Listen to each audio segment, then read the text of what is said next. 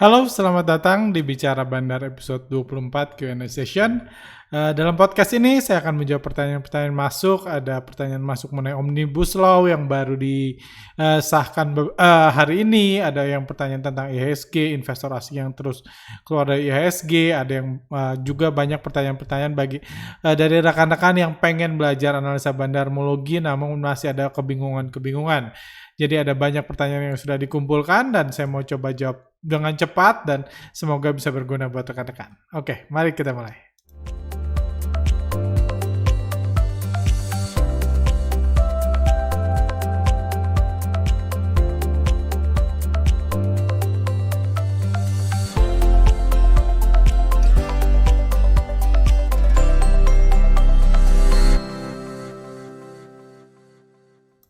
Oke, pertanyaan pertama. Kalau saya perhatikan, CT tidak pernah bahas tentang Omnibus Law sama sekali, sangat berbeda dengan trader-trader senior lainnya. Apakah CT setuju kalau Omnibus Law disahkan akan terjadi rusuh dan membuat IHSG crash dan asing semakin kabur dari Indonesia? Mohon dibahas di podcast selanjutnya. Karena sepertinya terlambat saya jawab ini, tapi benar kami nggak pernah, kalau Anda follow kami di Instagram, di Telegram kami, di website, kami nggak pernah bahas sama sekali tentang Omnibus Law sampai hari ini. Hari ini disahkan baru kami membahas. Jadi sebelumnya bahkan hari Kamis lalu kami membuat gathering market outlook khusus di mana kami membahas IHSG secara mendalam dan peluang terjadinya market crash. Ada atau tidak peluangnya terjadi market crash di kuartal keempat ini setelah munculnya vaksin, dan nggak ada satu kata pun saya membahas Omnibus Law di situ. Kenapa? Karena bagi saya itu sesuatu yang nggak penting. Bukan nggak penting buat ekonomi Indonesia, bukan nggak penting buat Indonesia, tapi itu nggak penting buat IHSG. Kayak gitu. Di sini katanya trader-trader senior lainnya pada bahas, ya mungkin bagi mereka penting. Bagi saya sih nggak penting sama sekali itu. Kenapa? Ya karena kita tahu kita harus paham garis besar IHSG dan bagaimana market works.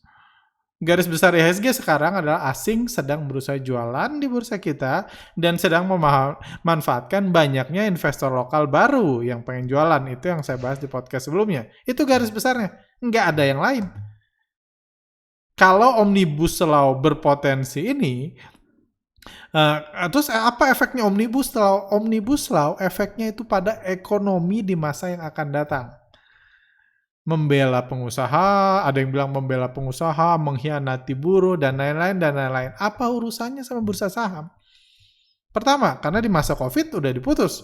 Di masa pandemik, hubungan antara ekonomi real dengan bursa saham sudah diputus. Demi membuat bursa saham yang lebih baik, nggak ada urusannya lagi sama ekonomi. Bandar sudah memutus. Itu satu. Kedua, gimana kalau ekonomi memburuk pasca Omnibus Law? Itu nanti.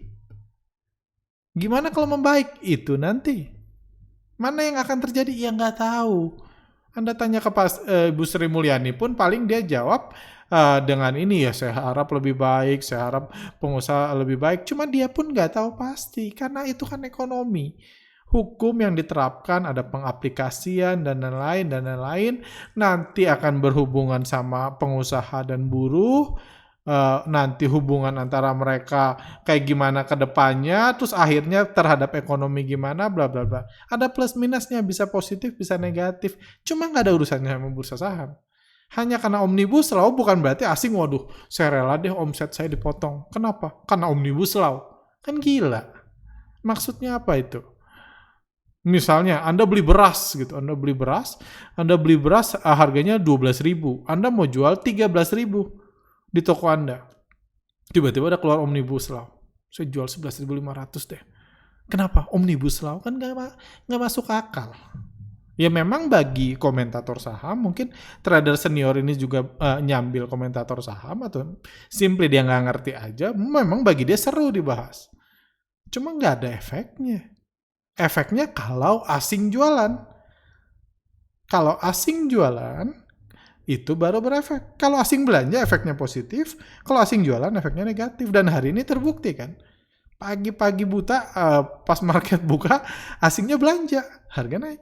Udah di atas, ketika lokal tenang, oh ternyata Omnibus Law nggak apa-apa. Oh ternyata baik-baik aja ya. Ternyata asing nggak khawatir sama Omnibus Law. Lokal udah tadinya takut, padahal di luar masih rusuh. Lokal takut, lokal udah berani pasang bid, nah itu baru diguyur asing. Yang mutusin tetap asing, mau Omnibus Law kayak mau apa, yang mutusin tetap asing. Dan kalau saya lihat Omnibus Law dalam kondisi ini, itu apalagi kalau rusuh, itu mengganggu kepentingan asing yang sedang mencari omset di bursa kita. Dia kan mau ngambilin uang lokal.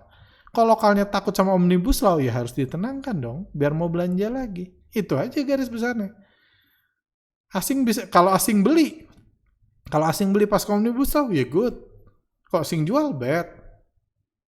Nggak ada Omnibus Law pun, faktanya tetap nggak berubah kan. Kalau asing beli good, asing jual bad. Yang mutusin tetap asing. Ekonomi gimana ke depan itu urusan nanti. Asing pengen jualannya sekarang kok. Anda beli beras, berasnya sekarang. Anda beli beras 12.000, pengen jual 13.000, Anda pengen jualnya sekarang. Bukan nanti, pasca dibentuknya, pasca sudah jelasnya efek Omnibus Law terhadap ekonomi, bangsa dan negara dan keutuhan NKRI, baru dia jualan beras, kan nggak masuk akal. Ini bisnis, asing kesini untuk bisnis, untuk cari duit, bukan main ekonomi-ekonomian. Yang main ekonomi-ekonomian itu kadang-kadang trader, ada trader senior mungkin, atau komentator saham dan media. Politisi senang main ekonomi-ekonomian karena kerjanya itu. Asing kerjanya bukan itu. Asing kerjanya nyari duit lokal untuk dibawa pulang ke negaranya mungkin. Itu tugas mereka di sini.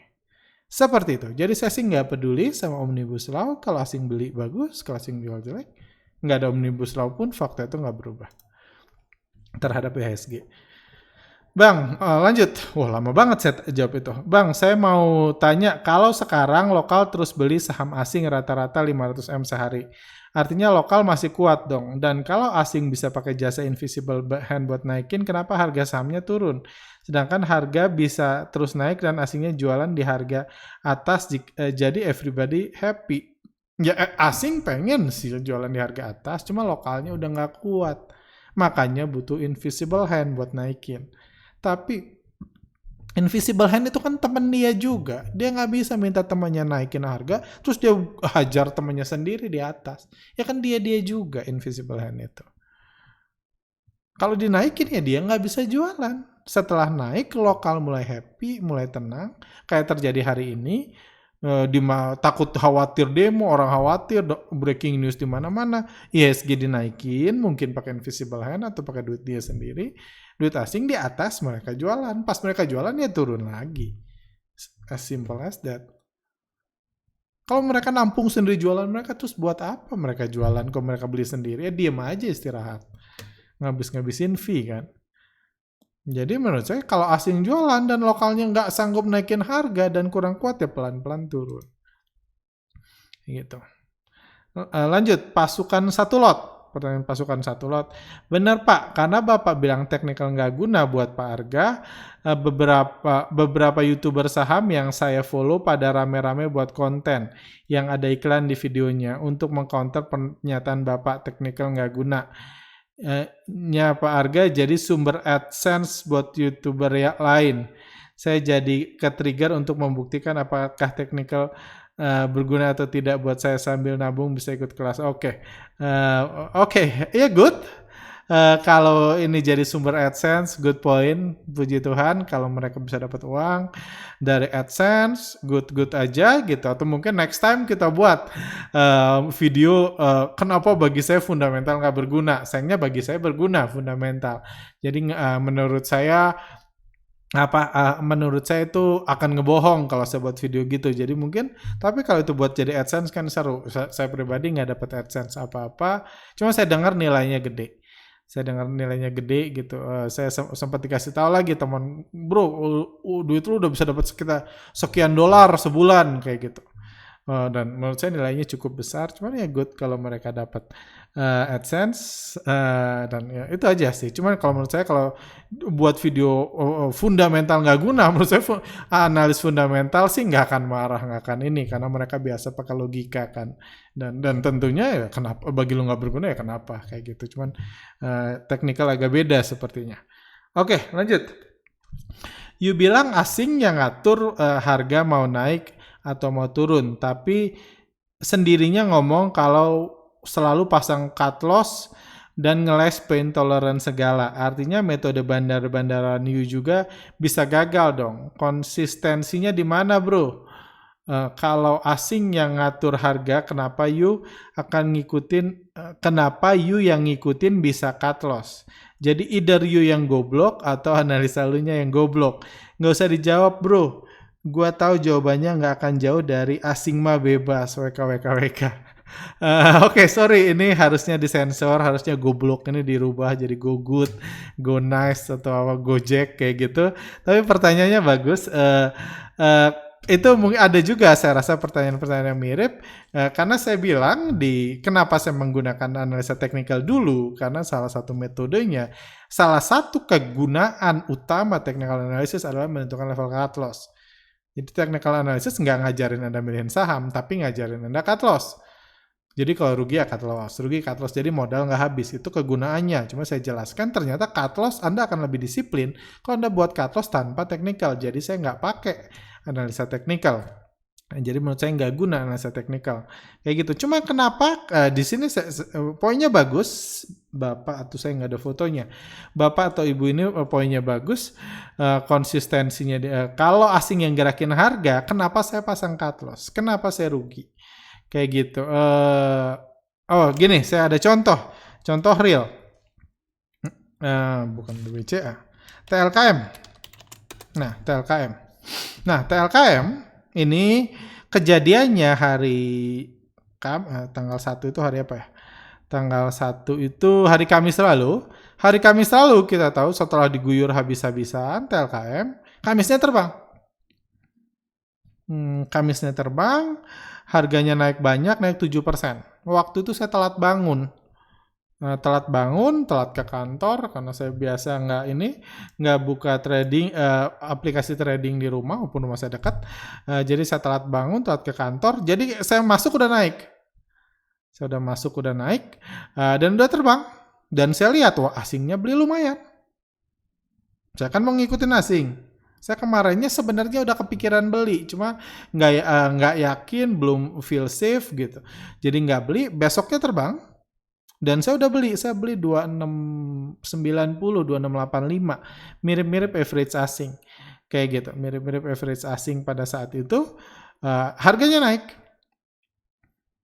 naik, di akhir ini saya untung, di penutupan sih saya untung, cuman saya belum jual. Besoknya harga langsung turun karena jualannya asingnya sedikit, saya belum jual.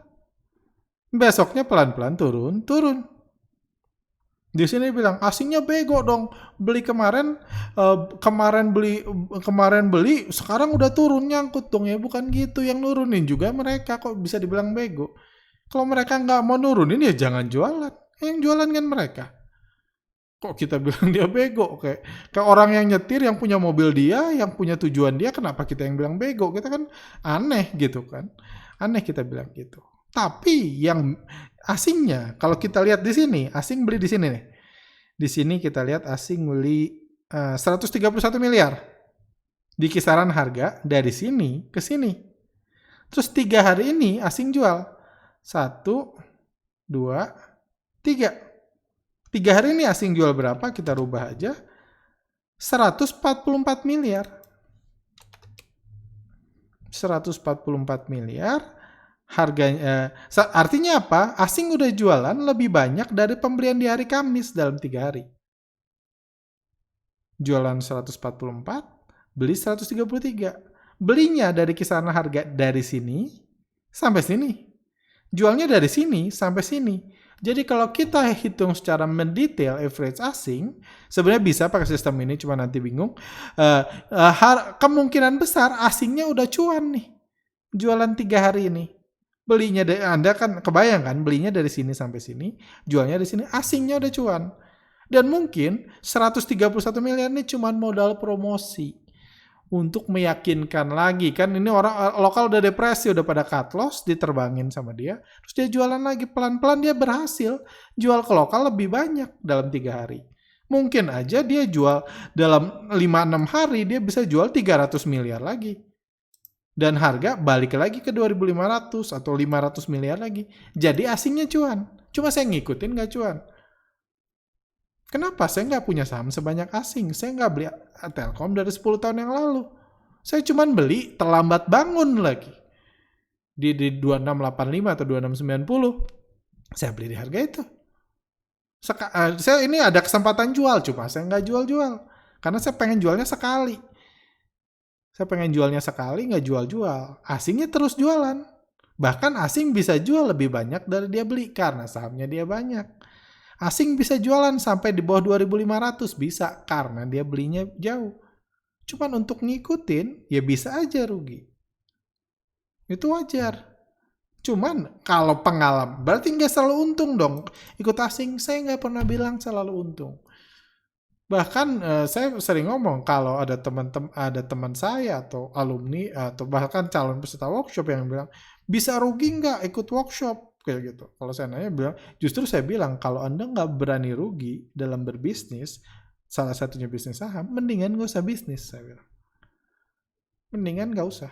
Apalagi ikut workshop trading saham aja nggak usah saya bilang. Kalau goal Anda itu, goal saya adalah mencari metode paling baik menurut saya. Paling ideal menurut saya, paling make sense untuk mencari keuntungan. Mencari keuntungan bukan berarti nggak boleh rugi. Kayak gitu. Kayak kalau mungkin besok saya jual. Kemungkinan kalau ngelihat udah jualan lebih banyak, asing udah cuan. Saya belum.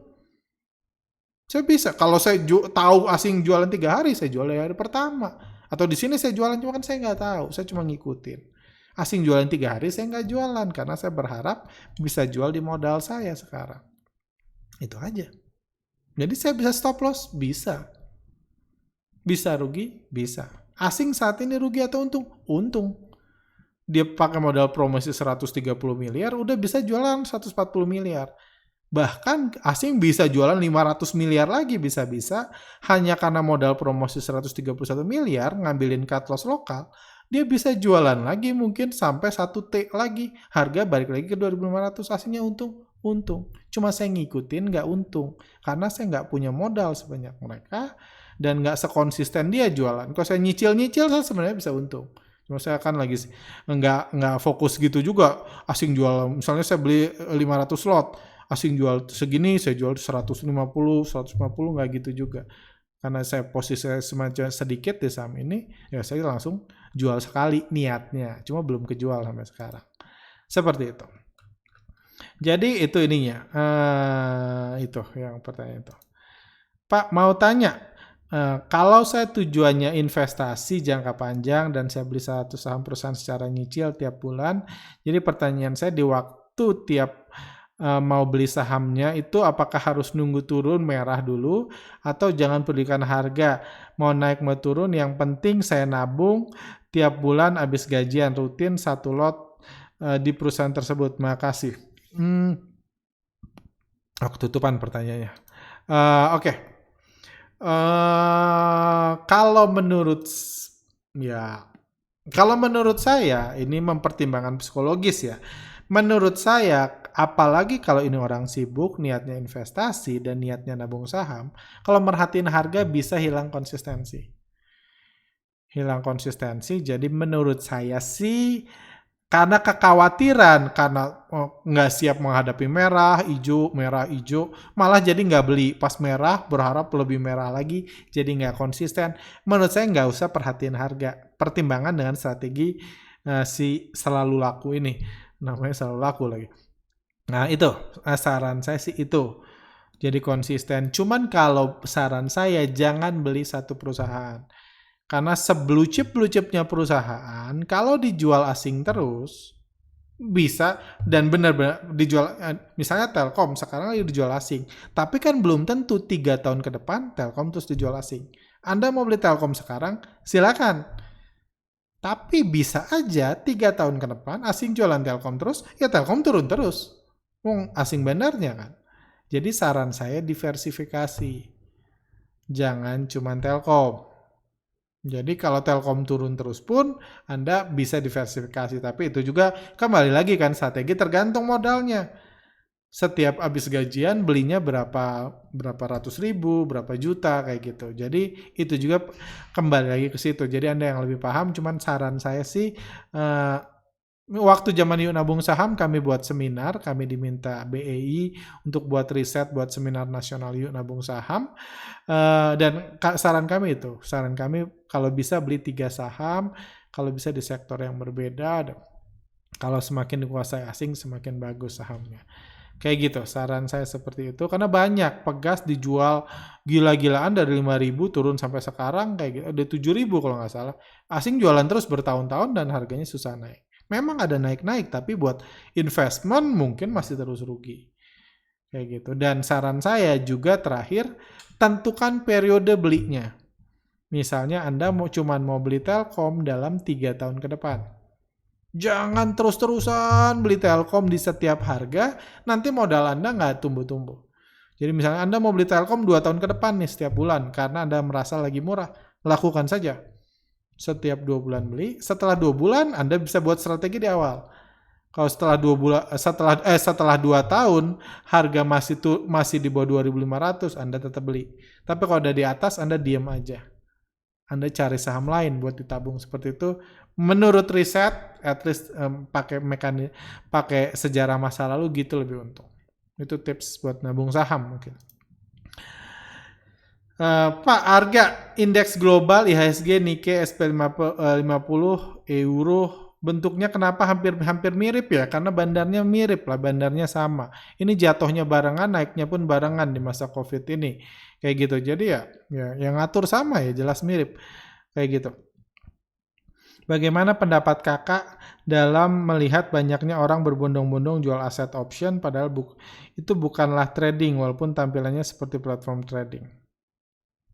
Ya nggak ada sih, ya wajar karena ya ini kan ya intinya kan brokernya yang untung kan, ini brokernya yang diuntung. Ya kalau rugi kalau investornya rugi, brokernya yang untung, sama lah forex juga banyaknya kayak gitu biasanya. Yang saya tahu lah, saya nggak tahu semua atau enggak, cuman banyak yang kita trading tanding sama bandarnya itu sih brokernya ini sendiri gitu. Jadi ya nggak ada pendapat sih, mereka berhasil jadi nasabah. Si perusahaannya aplikasinya bisa buat ini, bisa buat sistem, aplikasinya bisa mengundang orang masuk, ya rezeki aplikasi, karena biasanya yang trading ini mayoritas rugi sih kayak gitu.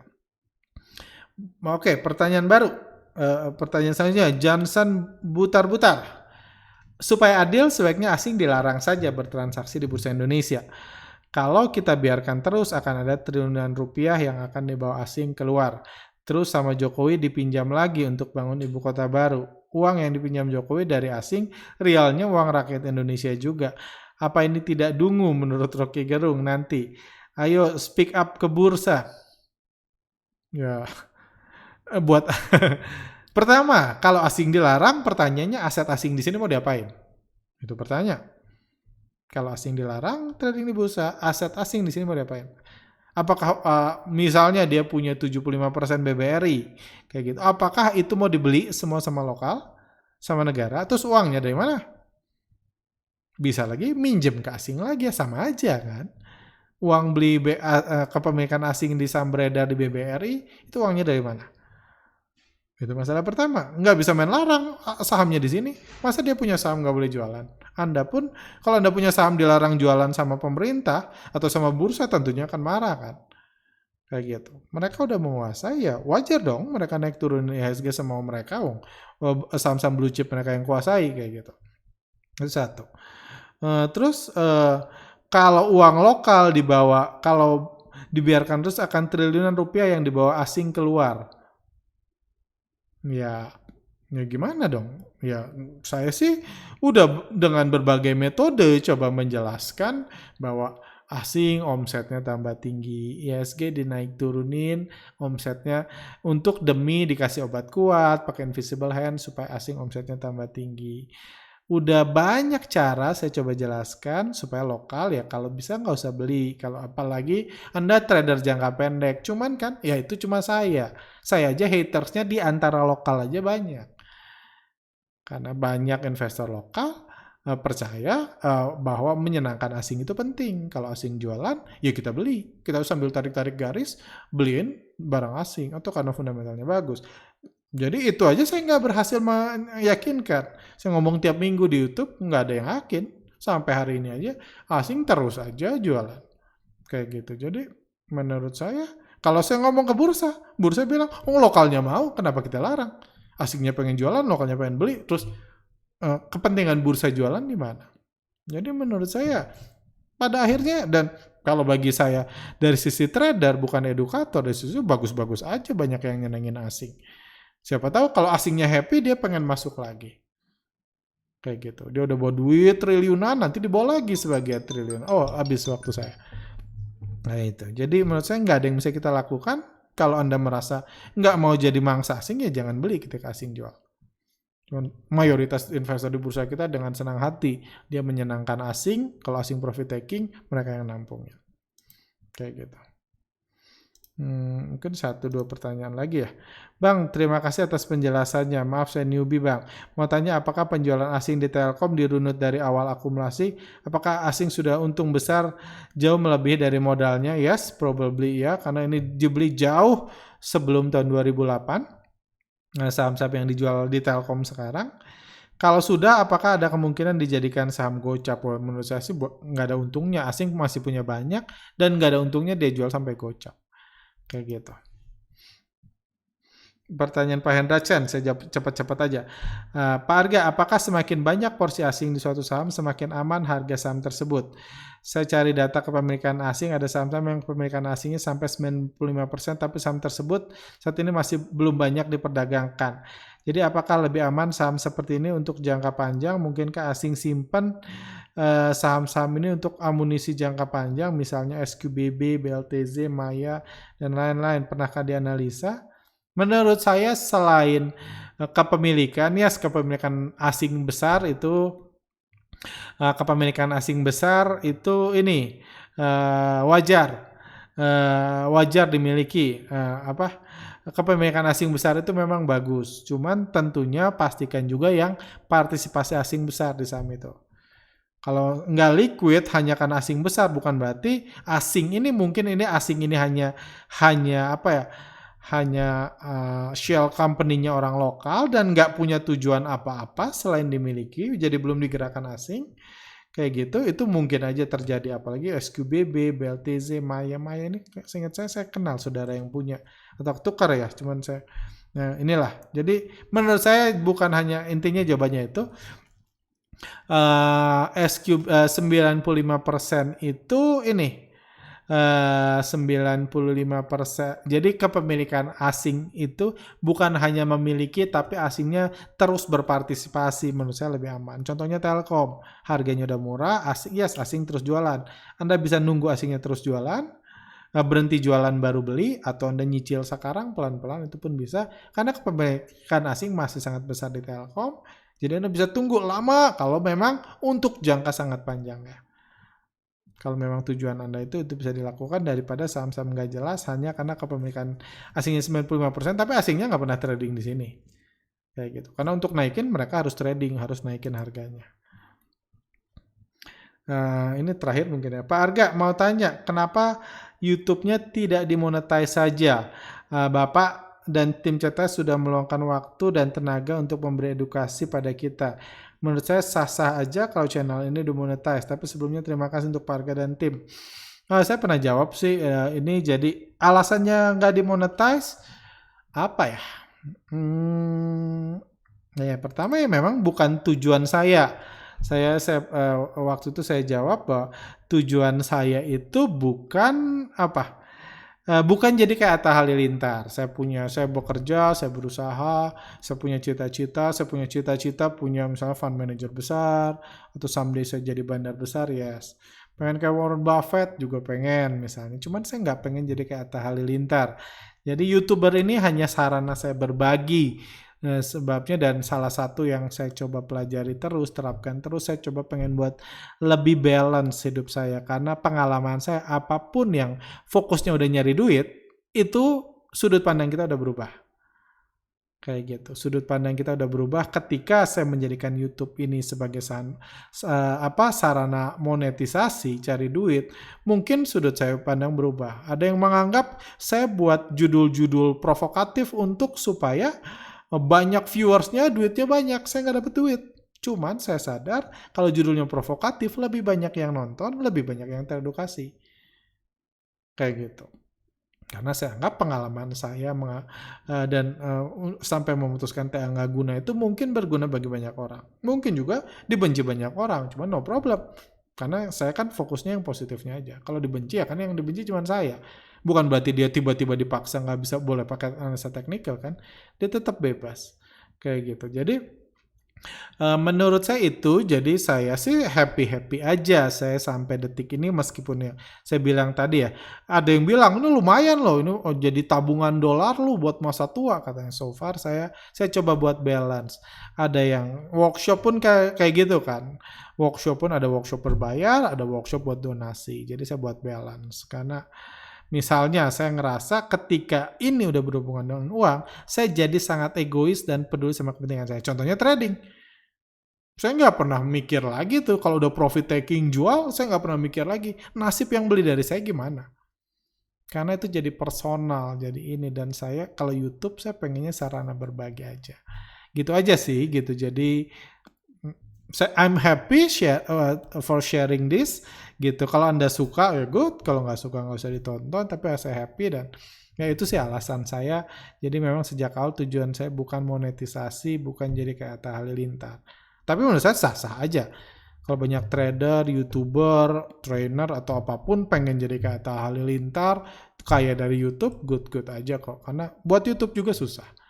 Butuh effort, butuh itu ya. Ini pun effort lain lah. Kayak gitu. Jadi dan saya kebetulan bukan itu cita-cita saya. Terakhir mungkin saya tertarik yang merah-merah ini. Oke.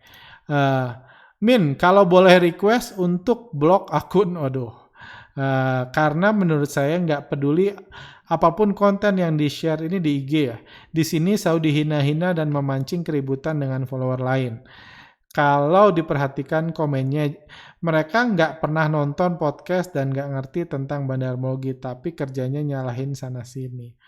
Ini udah kedua saya dapat ini.